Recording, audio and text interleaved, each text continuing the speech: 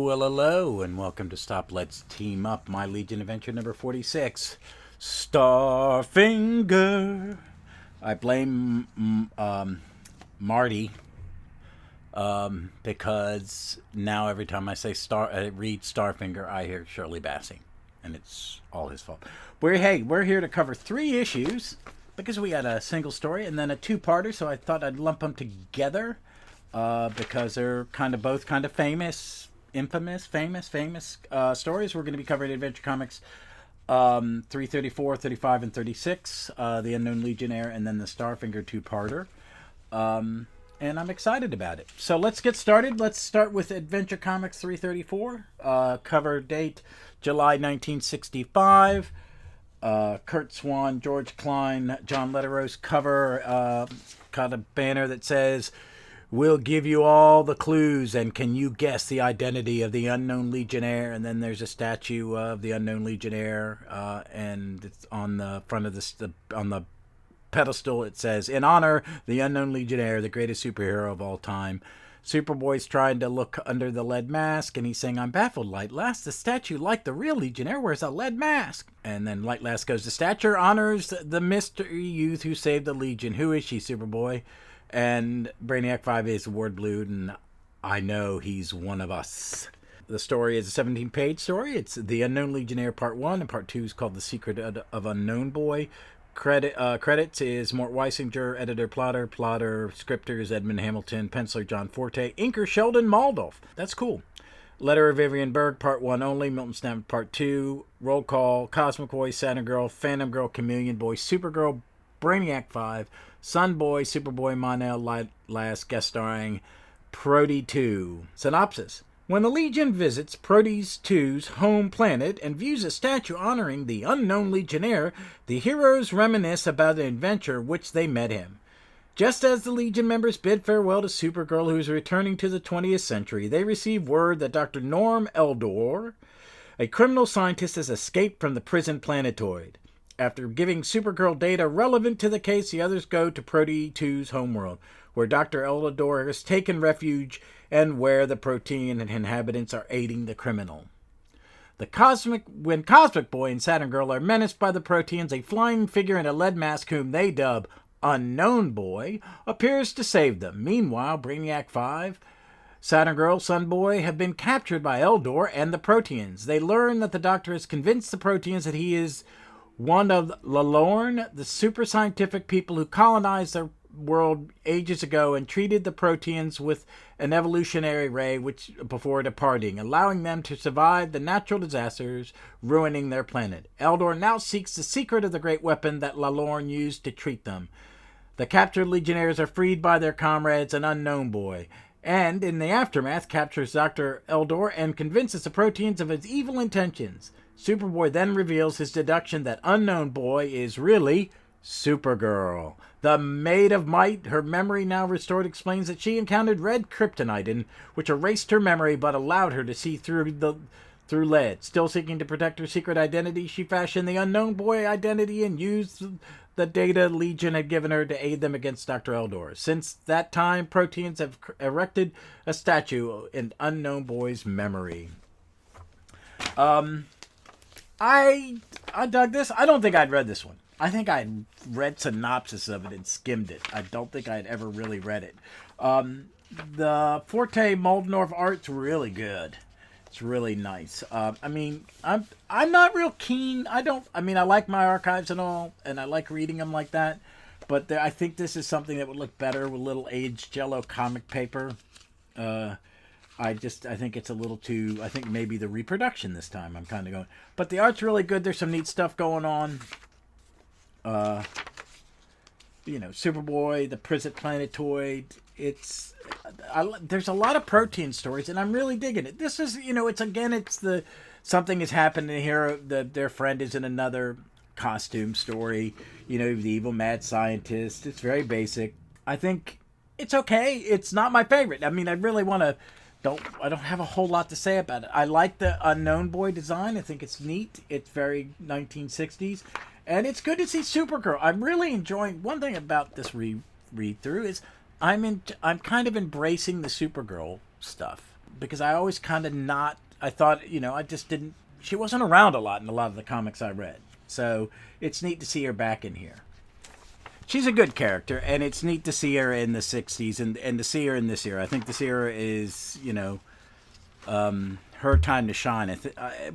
We're going to get to some I really have never read, like the Action comics after the event and the back end of the Adventure run, or not ones I'm as familiar with. So we're going to move on to Adventure 335, and this is the first issue, and it's another one of those 2-issue stories, which we're going to see more and more of, which is great. I like it. It's Adventure Comics 335, cover date August 1965, cover artist Kurt Swan, George Klein, Irish Shop. There's a lot of banners. It's featuring Starfinger, the 30th century villain more dangerous than Goldfinger.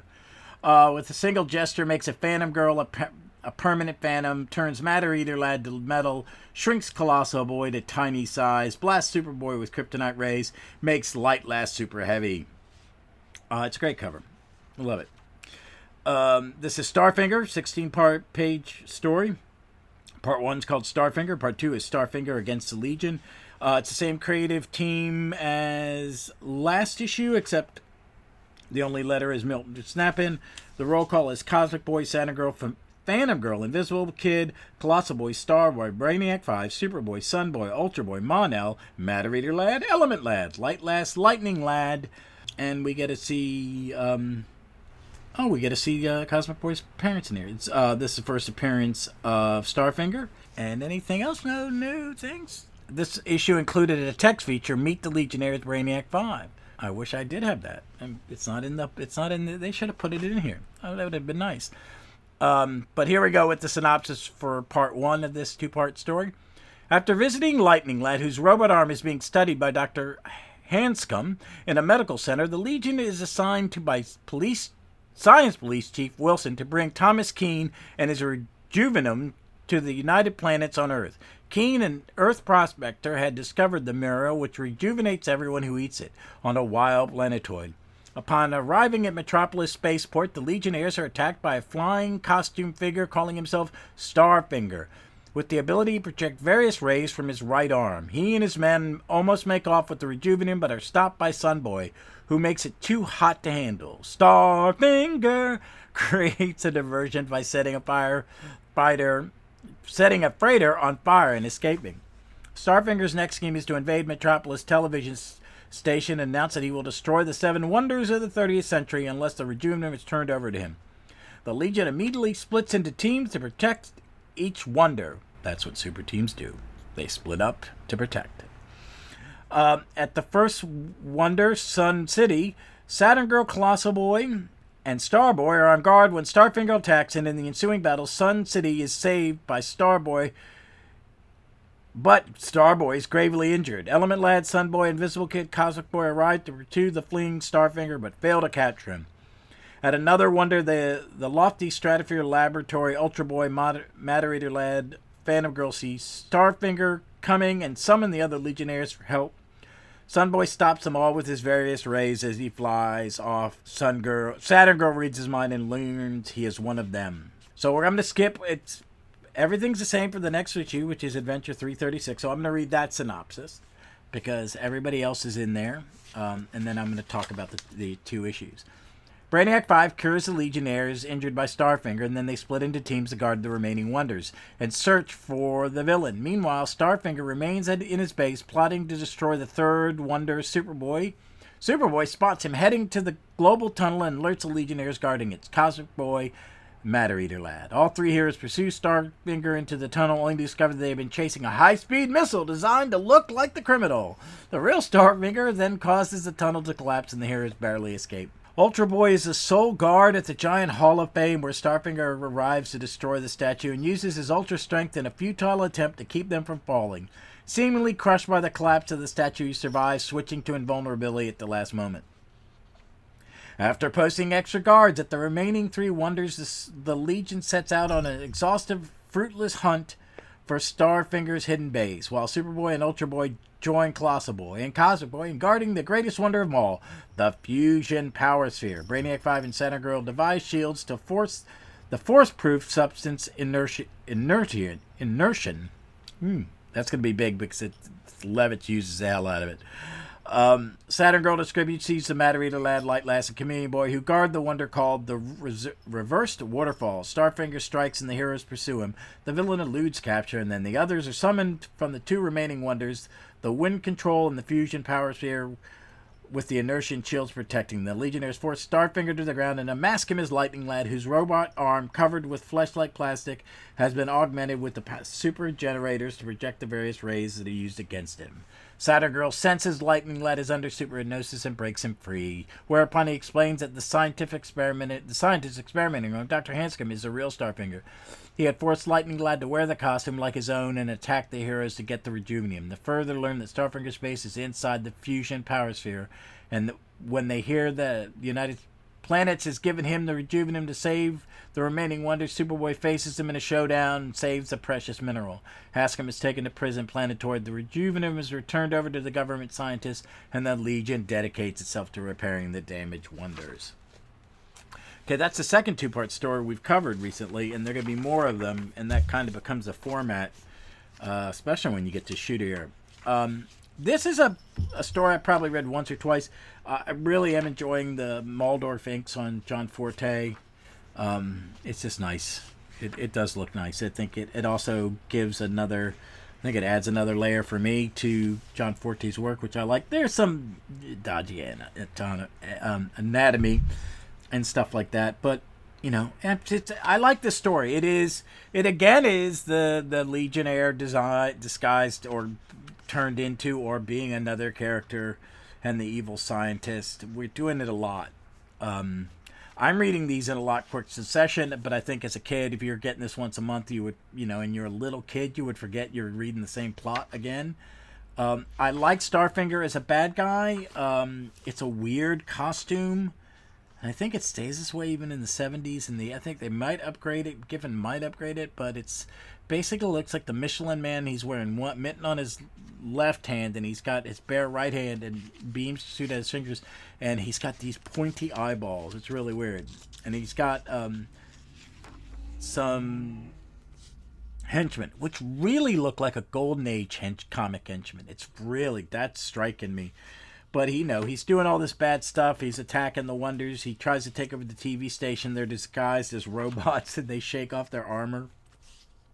Sun City is a city that runs on these tracks around the world. They're going on a bridge across the Atlantic. Class Boy gets uber super duper big and saves the city. And you got to see my guy Starboy getting wiped. Starboy and Element Lad are getting more time. I'd like to see that Lyle Nork, the Invisible Kid's around. I like it when they do these fuller things. The art, like I said, is good, but there are some. I'm looking at it on the next to last page of the first part. There's a scene where there are 5 people coming out of a doorway, and it's a little it's a little rush looking. The cover for the second one is a classic cover. It's a Kurt Swan, George Klein. Starfinger's manacled to a chair. Superboy's taking off the helmet, and he goes, "Great Krypton, I'm unmasked, the master criminal Starfinger, but I can't believe my eyes." Saturn Girl, "It's impossible, he can't be Starfinger. He's one of us, Legion of Superheroes. That this will destroy the Legion." It's Chameleon Boy, and the title is "Shocking, Unguessable, the true identity of Starfinger." And then there's pictures of all the other Legionnaires on the wall. Everybody gets repaired from their damage in the last one. I don't really get how dumb you got to be that missile painted on the side with Starfinger. It is, and there are these things in the future. This is the weird sci-fi super tech in the future is that you could tunnel through the Earth's molten core, and they're flying through it. They have the Great Hall of Fame, which has Ben Franklin, Christopher Columbus. It wouldn't be okay. We had a Christopher Columbus statue in Richmond. Someone threw it in a pond. Abraham Lincoln, Leonardo da Vinci, and Beethoven. Vandal smashes it up. Part 2 of this is called The Secret of Starfinger, and it's got the secondary splash page where they're all agosh, what's going on. I like the reverse waterfall. I think it's kind of cool. This is some of the stuff I like. This is where they're battling him with the shields, and they take the helmet off. This, I really like the second half of this story because even though this is a plot we've just did in the previous story, I like this one better, and it's a fun story. The first half isn't as great as the second, but I got into a Silver Age groove when I was reading this earlier. I read it at lunch after I did some Christmas stuff at work. So it was good. I like these three. I mean, I like how they're doing the one and dones and then the two-parters. I mean, do you need 32 pages, say 35 pages to tell this Starfinger story? No, not really. No, you don't. It's, I enjoy it as, a comic of its time, and to see it in that vein that, Silver Age Comics is a good one. I'm enjoying it. It's just some of them are nice. Not the Starfinger, the second half I really liked. It was pure Silver Age Legion fun, and I just went with it. I had greater problems in the middle of the other ones. We're breezing through these, and we're going to do 2 issues next time, and I think that then there's another 3-issue one, or maybe I'll just do a single issue. I'm recording this on the 21st of December, Wednesday, and I'm going to put it up tonight, day late. We had to vote. We had our congressman died, and they had the Democratic primary, and our state senator, Jennifer McClellan, is someone I admire. We wanted to make sure we went out and supported her, which was nice. It was a big crowd. It was democracy. I like to go vote and see a big turnout. I'm big on voting. So this was delayed, and I'm going to do the Defenders tomorrow if I can, try to catch up. But it is Christmas. I will be covering 2 Christmas comics, and they will probably, I'm going to try to get that up Friday, or if I can find time Saturday, put it up Christmas Eve. They're 2 comics I want to kind of give, talk about the sentimental Christmas comics, because I'm not a big Christmas comic fan, but I have a couple that I really like. So, but that's it for this, my Legion adventure. I hope you all have a good holiday. Whenever you're listening to it, for us, it's Christmas. If you're listening to it 2 years from now, or if people are still listening to it, we're getting ready for Christmas. Be safe, be smart, be kind to each other, especially your family. I come from a big family, and I know an ugly family Christmas. It's just me and my wife and my brother-in-law this time, so we're going to be pretty mellow. And I'm going to read some comics. All right? So, be safe, be smart, be kind, read some comic books. Merry Christmas.